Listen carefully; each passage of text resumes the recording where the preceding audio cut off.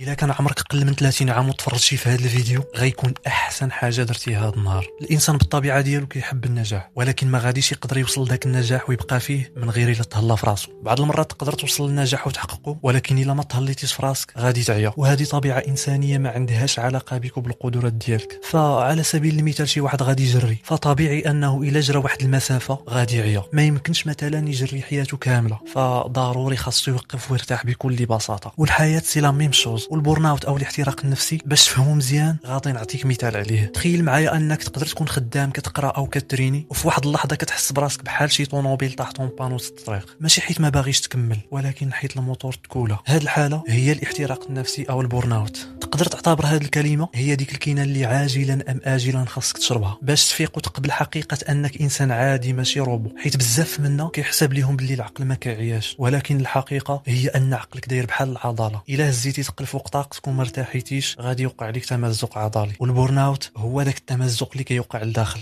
في واحد الجهاز معقد لدرجه ان العلم والطب النفسي لدابا باقي كيحاولوا يفكوا الشفرات ديالو. اي فعل كديرو في حياتك سواء كان قرايه او خدمه ولا كتريني كيحتاج جوج انواع ديال المجهود: مجهود بدني اللي كلنا كنعرفوه، ومجهود ذهني وهو الصعيب. المجهود الذهني يمكن لينا نعرفوه بديك الطاقه اللي كتخليك تنوض من فراشك سخون في الصباح وتجلس قدام البيسي لساعات وتخدم تركيز. فتخيل معايا باللي عندك واحد الباتري مخبي في دماغك. فاش كتبدا شي حاجه جديده كيكون هذا الباتري عامر بالحماس، كتمشي مثلا لاصال 5 ايام في السيمانه، كتاكل مزيان وكتقول صافي انا تبدلت. ولكن المشكل دماغك ما غيفهمش باللي هذا الشيء روتين خاصو يدار ديما، كيحسب ليه غير اكسيون دايزه. وفاش كيتسالى داك الباتري او الحماس كتلقى راسك تغطي على المجهود الذهني بزاف وكيطفى الباتري. هنا كيبداو الاعذار: ما عنديش الوقت، هذا الشيء صعيب، غدا نبدا. في هذه اللحظه هي بدايه الاحتراق ولا البورن اوت. العالمه الامريكيه كريستينا ماسلاش اللي هي مرجع في هذا المجال كتقول باللي الانسان ما كيوصلش للاحتراق دقه واحده، ولكن قبل كيدوز من 3 ديال المراحل خطيره. المرحله الاولى الاستنزاف العاطفي. في هذه المرحله كتحس براسك خاوي حزين وباللي المجهود ديالك ما عنده حتى قيمه، ودماغك كيولي ثقيل واي حاجه بسيطه كتبان لك بحال جبل. المرحله الثانيه تبلد ديبيرسوناليزيشن. هنا كتولي بحال الروبو، ما كيبقاو يهموك لا ناس لا خدمه، بارد بحال الا كتشوف حياتك من بعيد وما مسوقش ليها. المرحله الثالثه فقدان الانتاجيه والشك. هنا كتبدا تسول راسك: انا مالي، وعلاش هذا الشيء كامل، وعلاش غير انا؟ هنا كيدخل اللاوعي ديالك في صراع معاك وكتولي بحال شي واحد مشلل ما كتبقى تقدر دير والو. وهنا راه ماشي ديما الضغط هو السبب. بزاف الناس كيحسب ليهم باللي تماره والخدمه بزاف هي اللي كدير البورن اوت، ولكن ماسلاش عندها راي اخر. قالت باللي السبب الحقيقي هو ملي كتضرب تماره وحتى واحد ما كيقدر المجهود ديالك، ملي ما كيكونش تواصل في الخدمه، ولا ملي داكشي اللي كدير ما عنده حتى فايده، او بمعنى اخر وليتي خدام بلا هدف. فتقدر تخدم في الشمس وطلع وتنزل وتدمر الا كانت البيئه صحيه وكاين تقدير وكاين تواصل وكاين معنى لداكشي اللي كدير، وهنا ما عمرك غطيح في البورن اوت. فالبورن اوت كيجيك فاش كتحس باللي كدمر بحال الحمار بلا ما حد يقول لك شكرا، وبلا ما تحس باللي داكشي اللي كدير كينفعك او كينفع الناس. فالحل الذهبي تعلم تكون منضبط على الراحه. فاسرع طريقه لحل اي مشكل هي الوعي به. الا كنتي دابا كتحس باللي طلع لك